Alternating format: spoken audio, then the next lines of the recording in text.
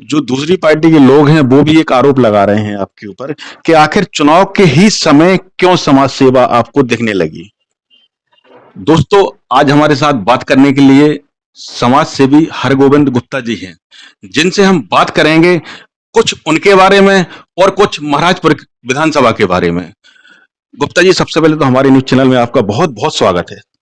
Digital India news को मैं बहुत आभारी हूँ, धन्यवाद देता हूँ जो हमारे पास जानकारी हमारी एकत्रित करने के लिए उपस्थित हुए।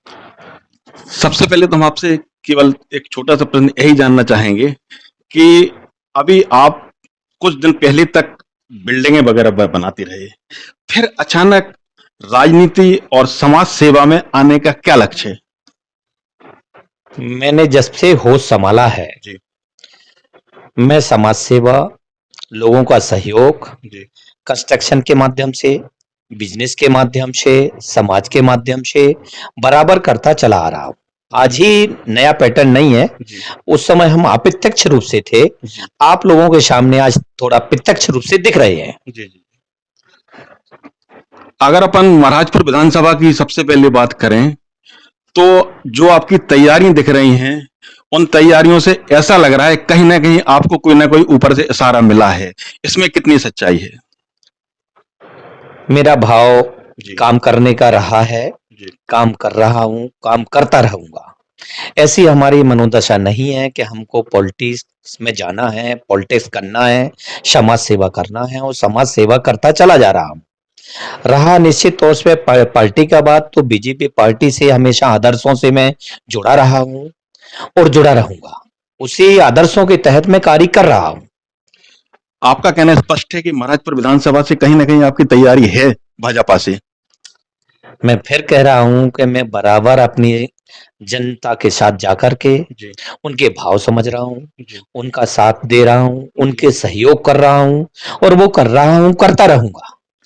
अच्छा, चलिए हमें अब थोड़ा सा जी बताइए कि आपने बीजेपी ही क्यों चुनी? भाई आप कांग्रेस भी तो देख सकते थे ना, कांग्रेस भी तो एक पार्टी है, फिर आपने सत्ता पक्ष को ही क्यों चुना? सत्ता पक्ष से मतलब नहीं है, जी। हमारा पुराना पूरा परिवार जी। जनसंघ के समय से बीजेपी के आदर्शों पे चलता हुआ आया हूँ, जी। सनातन धर्म के आधार पे चलता आया हूँ और इसी भाव से मैं उस पार्टी के आदर्शों से जुड़ा रहा जी। जी। और आज जुड़ा हूँ और हमेशा जुड़ा रहूंगा। अगर महाराजपुर विधानसभा की आपसे बात की जाए तो चूंकि जो महाराजपुर विधानसभा वो दो हिस्सों में बटी हुई है, एक नौगांव का बहुत बड़ा हिस्सा है महाराजपुर विधानसभा में, दूसरा महाराजपुर का बहुत बड़ा हिस्सा है। तो दोनों में दूरियां ये देखी जाती हैं कि महाराजपुर के लोग चाहते हैं कि हमारे यहाँ का विधायक बने और जो नौगांव वासी हैं वो यह चाहते हैं कि हमारे यहाँ का कोई ना कोई विधायक बने। तो जो दूरियां हैं दोनों ही जगह की, वो दूरियों को आप कैसे देखते हैं? हम कंस्ट्रक्शन लाइन की वजह से पूरे जिले में कार्य करते रहे हैं, उसमें महाराजपुर भी करते रहे हैं, वहाँ मैंने हॉस्टल्स बनाए हैं, गढ़ी मल्हारा में अस्पताल बनाया है, महाराजपुर में अस्पताल बनाया है, हरपालपुर में कार्य किया है, नौगांव में कॉलेज बनाया, जुडिशियल कॉलोनी बनाई, सारे तरफ मैं जुड़ा हुआ रहा हूँ और हर पब्लिक से जुड़ा हुआ हूँ। तो मेरे को ऐसा नहीं लगता है कि कहीं दूरियां हैं। नौगांव निश्चित तौर पे पूरी विधानसभा का एक सेंटर पार्ट है और मैं सेंटर पार्ट में रहता हूँ, तो यहाँ के माध्यम से सभी से जुड़ा हुआ रहता हूँ। कुछ दिनों से आपके लिए कुछ सोशल मीडिया पे कुछ लोग एक बात कर रहे हैं या सोशल मीडिया पे पोस्ट भी डालते हैं कि जब कोरोना काल चल रहा था, जब हिंदुस्तान की बहुत बुरी स्थिति चल रही थी, उस समय हरगोविंद गुप्ता जी का पता नहीं था वो कहाँ हैं। इस बात को आप कैसे लेते हैं? मैंने अभी-अभी कहा कि मैं पहले प्रत्यक्ष रूप से दिख नहीं रहा था। जी। मेरे पास लगभग 2000 का स्टाफ काम कर रहा है। जी। उस समय मैंने अपने प्रत्येक स्टाफ का कोरोना के समय क्या आवश्यकता है, क्या सावधानी है, इन लोगों के बीमा भी कराए, मास्क भी उपलब्ध कराए, जहाँ ऑक्सीजन की ज़रूरत थी वो भी प्रोवाइड कराया और मेरे को एक किस्मत था कि मेरी बेटी एमबीबीएस करने के बाद उस समय चिरायू मेडिकल कॉलेज में इंटर्नशिप का काम कर रही थी।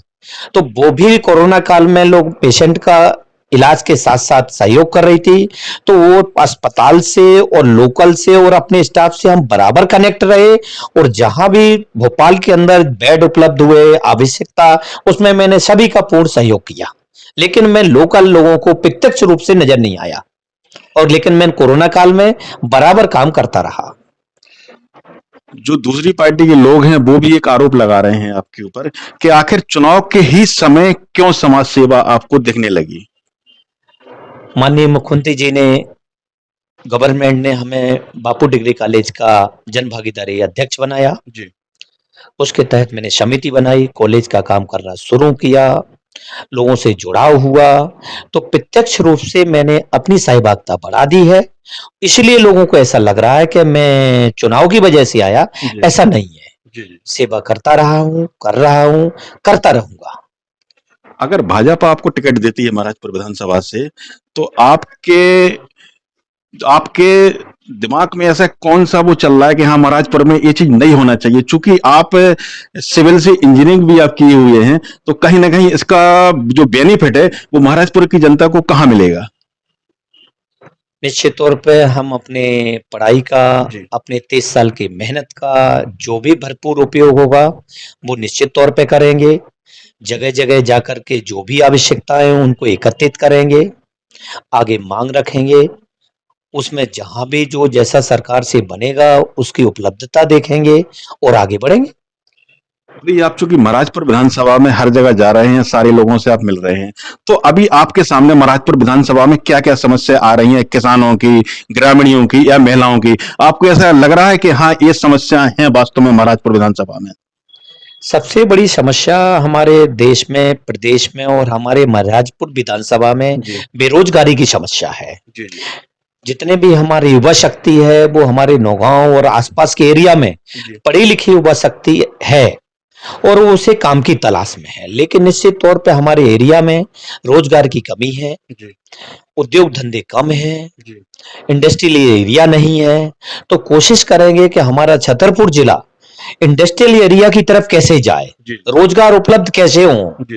युवा शक्ति को जो सरकार नए-नए ट्रेनिंग प्रोग्राम दे रही है, जिससे स्वरोजगार की तरफ जाएं, जी। उन सबको मिलाने की कोशिश करेंगे, जिससे रोजगार पैदा हो। जी।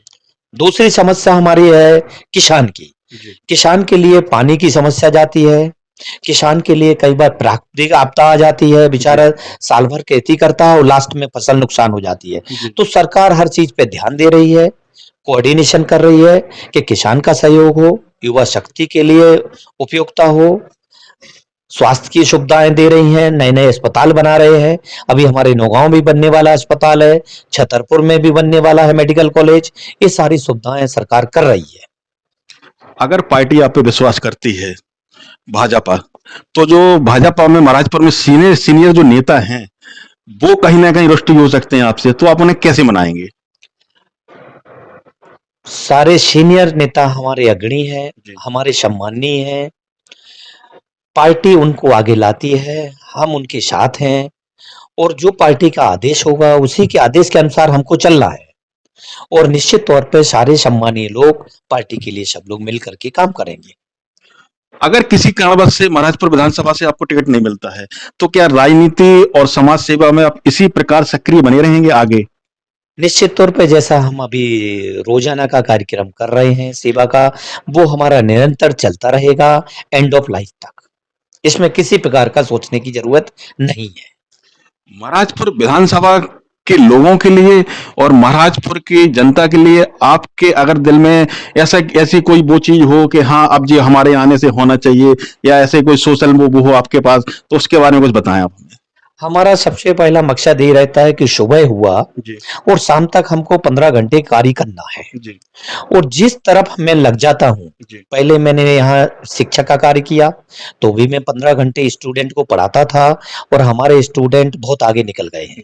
इसके बाद मैंने कंस्ट्रक्शन लाइन का काम किया तो हमारे साथ जो जुड़े हुए लोग हैं वो व्यवस्थित हैं, अच्छे हैं, उसमें भी मैं 15-15 घंटे काम देता हूँ और अब मैं सेवा में आगे आ रहा हूं तो इसमें भी मैं रोजाना 15 घंटे समय दे करके जो हमसे होगा, जो अच्छा होगा और जो यहाँ की कमियां हैं उनको निश्चित तौर पे दूर करने की कोशिश करेंगे।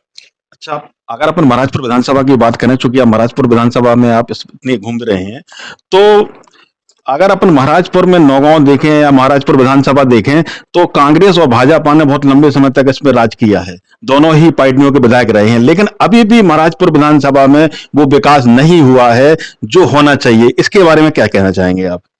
देखिए, विकास की जो सूची है, जी। जब हम सूची सामने देखेंगे तो बीजेपी पार्टी ने आपको यहाँ से झांसी तक 4 लेन दिया, खजुराहो तक 4 लेन दिया, छतरपुर सागर 4 लेन बन रहा है, मेडिकल कॉलेज दिया वो बनना शुरू हो रहा है, नौगाँव में इंजीनियरिंग कॉलेज दिया है। हर प्रकार से समय-समय पर यहाँ विकास के लिए सरकार प्रतिबद्ध है जी। और कार्य कर रही है। वो इसी क्रम को आगे रखा जाएगा, पार्टी कभी किसी प्रकार की कमी छोड़ती नहीं है। डिजिटल इंडिया चैनल के माध्यम से आप महाराजपुर की जनता के लिए कुछ कहना चाहेंगे? मैं डिजिटल इंडिया के माध्यम से लोगों को यही कहना चाहूँगा कि हमारे जो लोग अवेयर रहते हुए इस क्षेत्र के विकास के लिए काम करें और जो समाज सेवी हैं, जो वर्कर हैं, जो व्यवस्थित काम करने को तैयार हैं, उनको आगे लाएँ। आप थे हमारे साथ हरगोविंद गुप्ता जी, जो समाज सेवी भी हैं। उन्होंने अपनी पूरी बात स्पष्ट रूप से डिजिटल इंडिया चैनल के माध्यम से रखी और उन पर जो आरोप भी लगाए जा रहे थे, उन आरोपों का भी उन्होंने बड़ी अच्छी तरीके से जवाब दिया। इसी के साथ धन्यवाद।